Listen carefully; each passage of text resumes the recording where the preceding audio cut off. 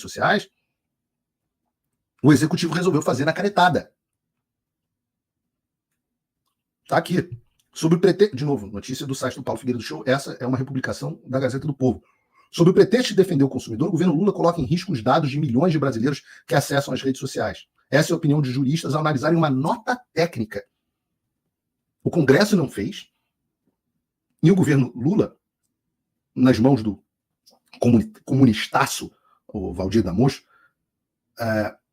emitiu uma nota técnica da Secretaria Nacional do Consumidor, ligada ao Ministério da Justiça, que fez mais de 90 exigências de transparência Big Tech. Então, em vez de haver um processo que passa pelo Congresso, essa longa discussão nacional que o Lula diz que deveria acontecer e tal, e que houve, e a discussão nacional foi PNC, a gente vai continuar com as redes sociais com mais liberdade e não menos liberdade, esse é o que a população quer, a população que diz em múltiplas pesquisas que tem medo de se expressar, 60 e poucos % do país tem medo de expressar suas opiniões nas redes sociais, já que a discussão não foi na direção que o PT queria, da mesma forma que a votação do plebiscito das armas não foi na direção que o Estatuto do Desarmamento queria, quando a população discorda da esquerda, a esquerda dá o jeito dela.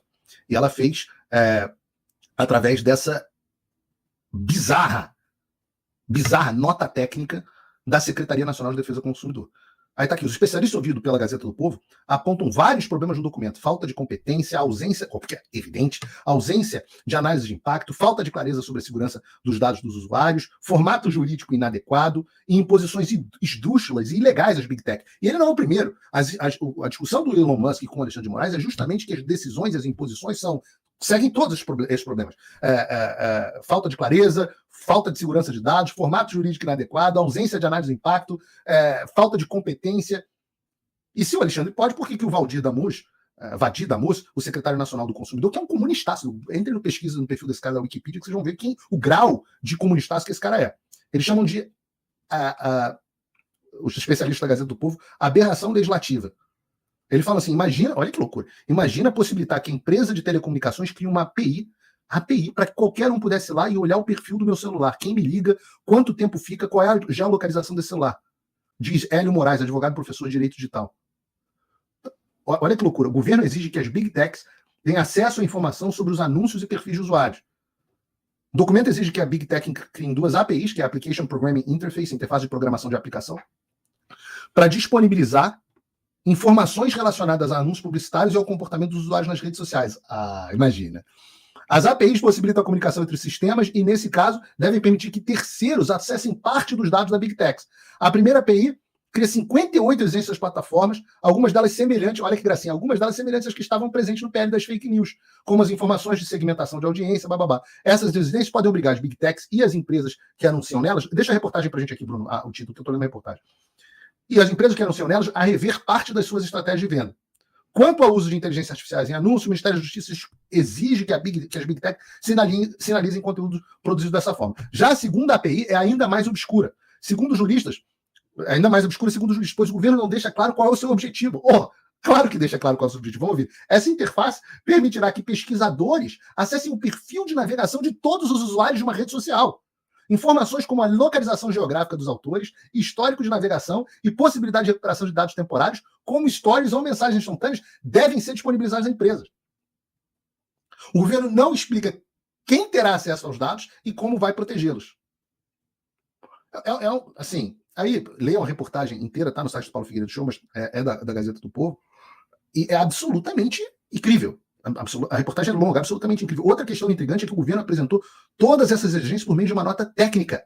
Notas técnicas devem ser elaboradas por especialistas e têm uma função restrita de fundamentação e orientação a determinados temas, diferente do uso feito pela Senacom.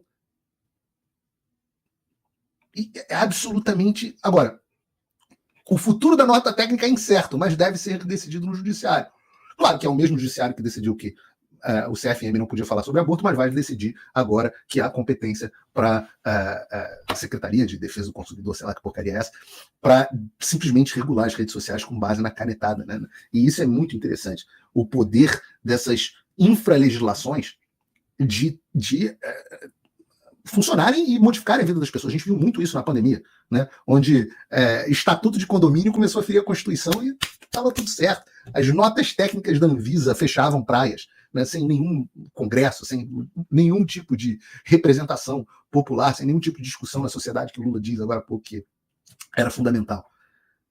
E esse é o caminho que esses caras inteiros, todos eles, toda a esquerda do mundo inteiro, é esse o caminho que eles querem. Eles não querem mais aceitar a verdadeira democracia, que, como disse bem o Adrilho Jorge já várias vezes, e hoje disse também no Show da Manhã, é a primeira vez que você tem, de fato, na história da humanidade, uma democracia de fala.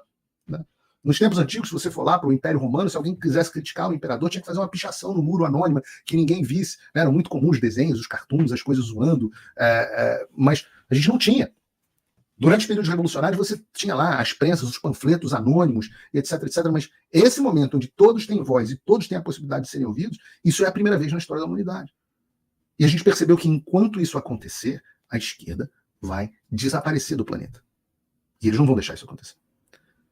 Por isso que, para mim, é absolutamente loucura em um país onde nada é respeitado, onde existem acordos clandestinos entre o Tribunal Superior Eleitoral, o Supremo Tribunal Federal e as Big Tech. Lembrem, o Elon Musk disse, olha, eles clandestinamente queriam que eu fizesse censura das redes sociais, sem sequer vocês saberem e você achando que sou eu. Eu não tenho dúvida que a censura que eu estou sofrendo aqui, que o Fio Diário está sofrendo aqui, apesar das mais de 12 mil pessoas já nos acompanhando, que isso é fruto de acordos clandestinos do STF e do TSE com as empresas de rede social. Eu, inclusive, estou preparando aqui nos Estados Unidos, com os meus advogados, uma notificação extrajudicial nos Estados Unidos para entender por que o meu canal está sendo escondido.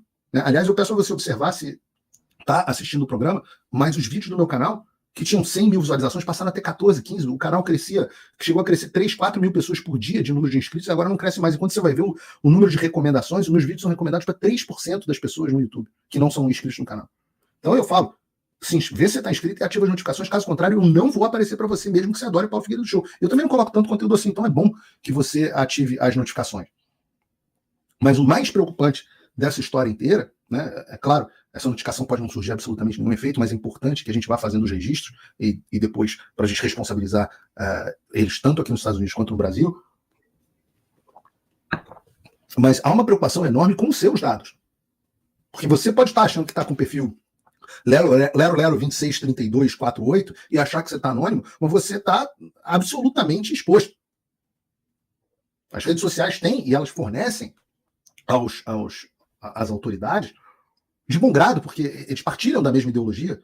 Né? Eu tenho informação de que há muitos recursos pendentes das redes sociais, do YouTube, do Twitter, etc., contra o Supremo Tribunal Federal, recursos esses que nunca são julgados, mas independente disso, e alguns deles não são julgados porque o André Mendonça, o filho da puta do André Mendonça, pede vistas desses processos, né? Essa indicação genial do Bolsonaro, terrivelmente evangélico, para o Supremo Tribunal Federal.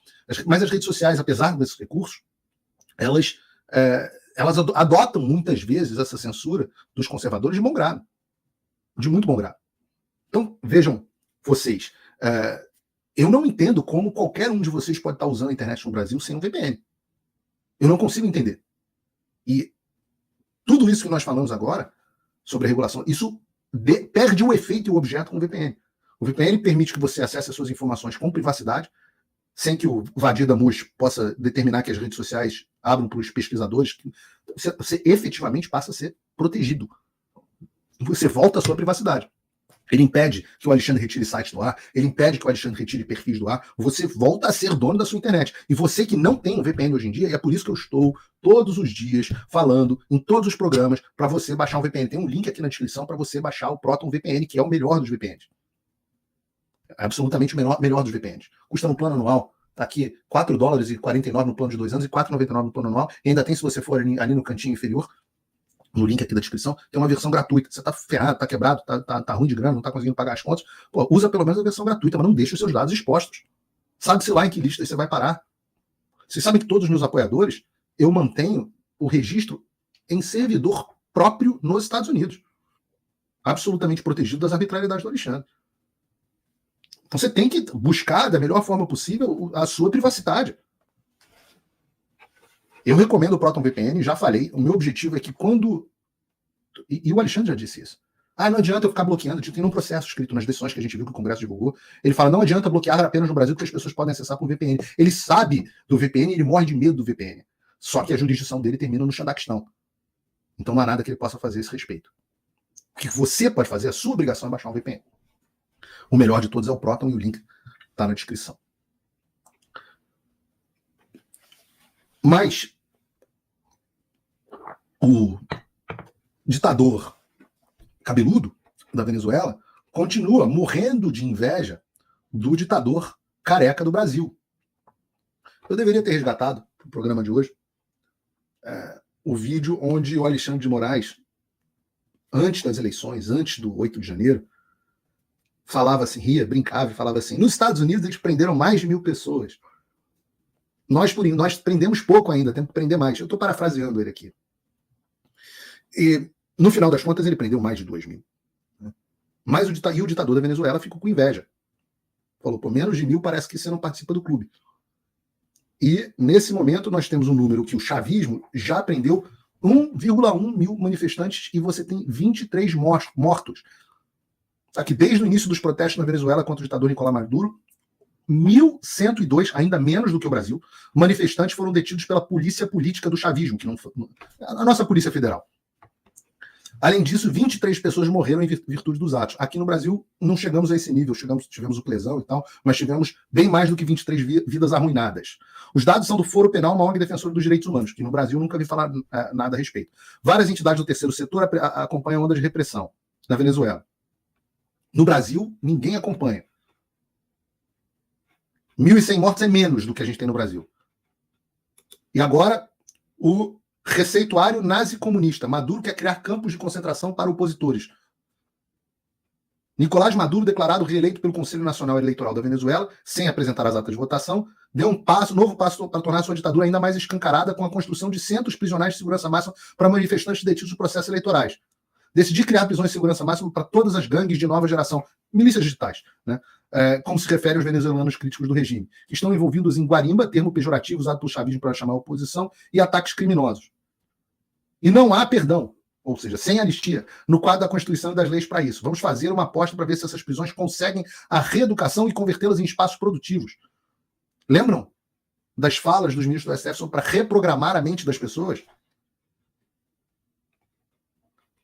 Aliás, os campos de concentração não deveriam ser novidade. O Brasil teve e tem campos de concentração. Ora, eu preciso lembrar, isso aqui, essa imagem, por exemplo, é uma imagem dos presos do 8 de janeiro. Esse campo de concentração existiu no Brasil. Alguém precisa... Consegue aumentar o espaço da tela, Bruno? Isso existiu no Brasil. Alguém precisa lembrar que essa realidade, que não é vista pelas ONGs internacionais, não é fictícia e possível para o Brasil. Ela é uma realidade que aconteceu no Brasil, em escala maior do que a da Venezuela. Quando eu digo que a diferença é o cabelo, não é brincadeira. Tem o vídeo do campo de concentração aí, Bruno? Esse. Temor não há, mas eu bem sei que a minha vida Olha a cara das está pessoas. nas mãos do meu Jesus, que vivo está.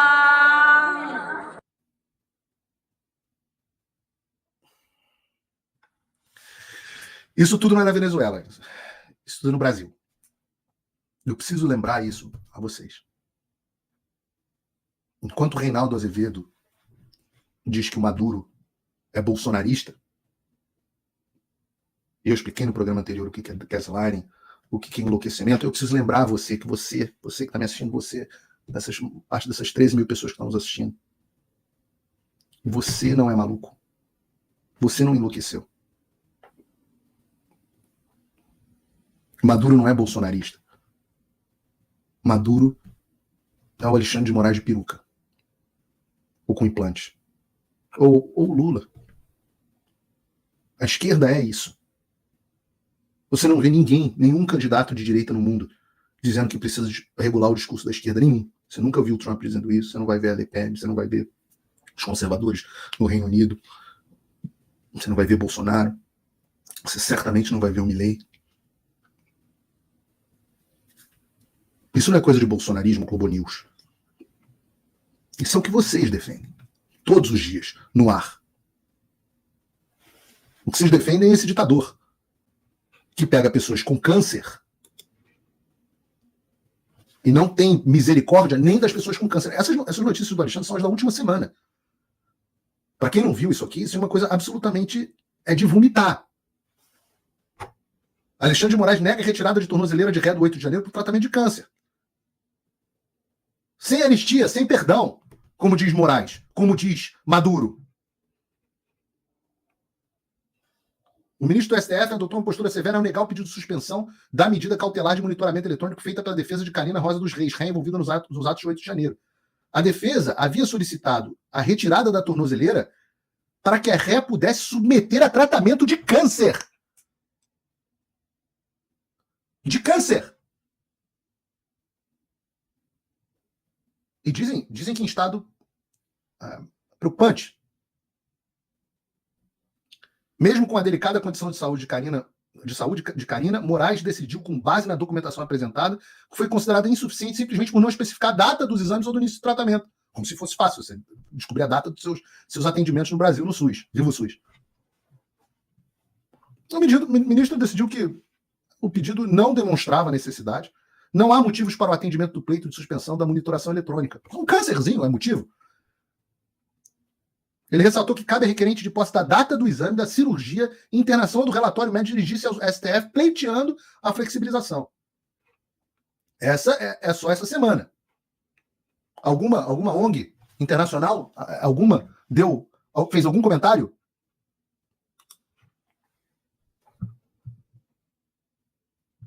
O que será que acontece se alguém xingar o Nicolás Maduro no aeroporto, digamos assim, em Roma? Porque também nesta semana, o advogado da família, que foi acusada de hostilizar o Moraes, aponta o erro da decisão. O advogado Ralph Tortman, que atua na defesa dos Mantovani, apresentou um novo recurso nessa semana, no caso que envolve o aeroporto de Roma. Na ação, ele pede ao Dias Toffoli acesso à gravação original das câmeras de segurança para submetê-la a uma perícia independente. Isso segundo porque, olha que loucura, a gente tem um advogado dizendo que o conteúdo foi adulterado pela Polícia Federal. A Polícia Federal está sendo acusada por um advogado de ser uma organização criminosa que adulterou provas para favorecer o ministro do STF. É a segunda.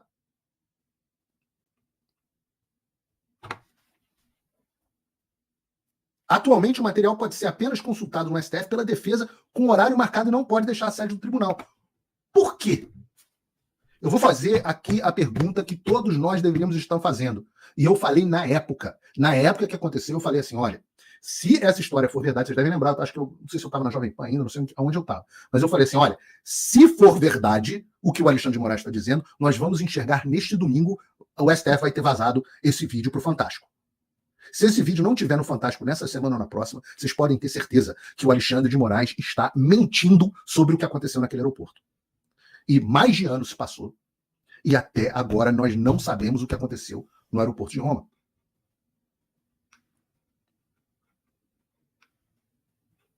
E claro, tem todos os problemas de processo penal, aí os caras não deveriam estar no STF, enfim, não vou nem entrar nisso aqui.